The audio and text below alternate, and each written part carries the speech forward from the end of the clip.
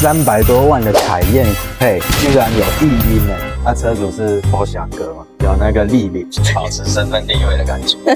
那车主觉得他门里面有一个高频尖锐的异音，所以我们就把它拆下来，彻底的检查，再帮它施作我们的隔音材料。不过车主说他只有觉得驾驶座那个门有声音，说不定其他人也有一样的问题。但是异音呢，每一个车每一个地方都不一样，这就是非常悬的地方。就是因为原厂组装上也是会有一些公差的问题嘛，所以大的问题都不一样。也要看它原厂是怎么设计。或者是找异音又超麻烦的。它如果里面像夹心饼干好几层，它的异音在中间的话，这就很难处理了。